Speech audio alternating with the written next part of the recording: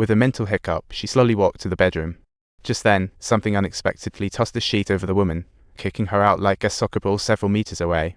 When the woman finally crawled out from under the sheet, she saw a scene that made her despair. There seemed to be something strange inside that yanked her right back in. At that moment, Jimmy returned with the rose, intending to surprise his wife, but a shocking twist occurred. Walking in without hearing Lisa's response, he thought his wife was just playing hide and seek. When he turned on the lights, the place was a mess with drag marks everywhere.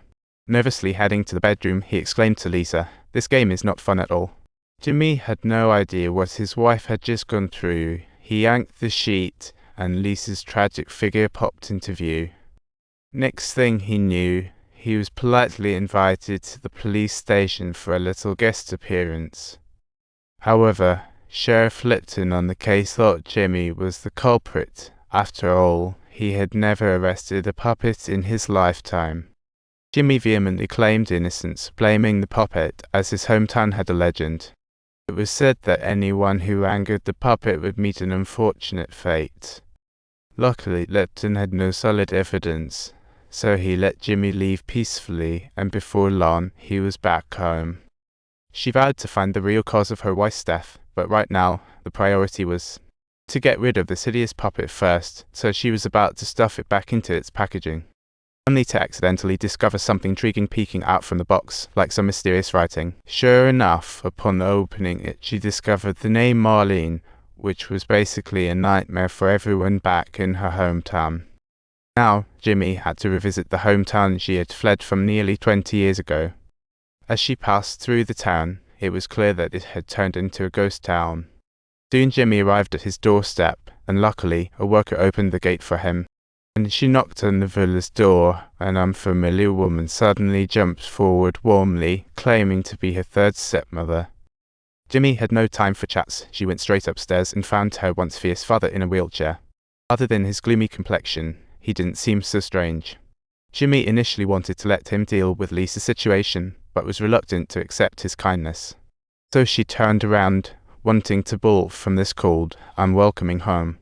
At that moment, her mother, seeing the long-lost father and son together, rushed out, hoping Jimmy would stay for a night.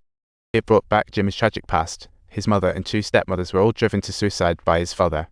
Jimmy found it hard to choose forgiveness, even wishing her mother would move on quickly after her father, so she wouldn't be tormented anymore. Next, she arrived at the funeral home, greeted by the place's director and cosmetologist. Since her wife's body hadn't been released by the police yet, she was stuck making small talk here. Back in the hotel, the flickering billboards outside made Jimmy just want to crash. Just then, the puppet's eyes suddenly started moving, accompanied by the sound of dripping water, making it all the more eerie.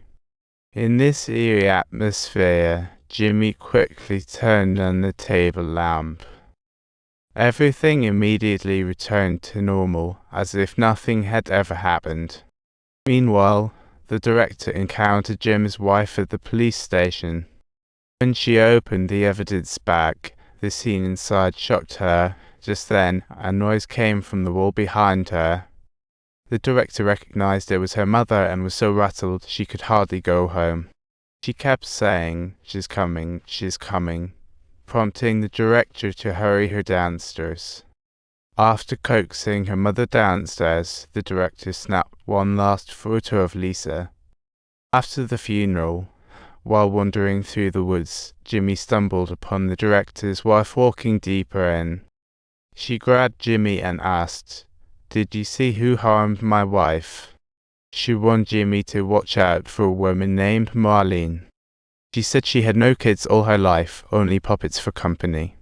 But before she could finish her words, the director located them here, interrupting her.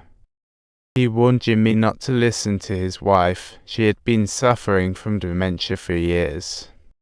After the director left, Jimmy hurriedly cleared the weeds off a tombstone and found Marlene's name written there. She rushed back to her hotel to check the puppet's clothing, and indeed it said Billy. Again heading back to the cemetery, she shone her flashlight, hunting for Marlene's grave, only to find Billy's name on one of the 100+ tombstones. When she opened it up, she indeed discovered that it was entirely empty. She returned the puppet, turned to head back to her car, only to find nothing but the vehicle. Was it merely her imagination once again? But when she came out of the shower at the hotel, the puppet had reappeared right there. It turns out that Sheriff Lipton had dug this thing up once again. She thought Jimmy was trying to hide evidence after killing his wife, but Jimmy had to explain herself again. Someone dug up the puppet and sent it to her, prompting her to rebury it due to a circulating tale. There was a rumor that a woman named Marlene buried all of her puppets.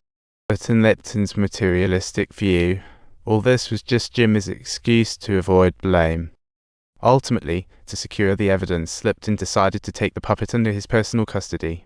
Then the next day, while Lipton stepped out, Jimmy stealthily snatched the puppet back. She brought this thing straight to the funeral home, seeking some golden rules from the director. However, the director clearly wanted to avoid trouble. But with Jimmy's "it won't matter to me" attitude, the director eventually spilled some information. If you enjoyed this segment, don't forget to subscribe to our channel for more exciting content.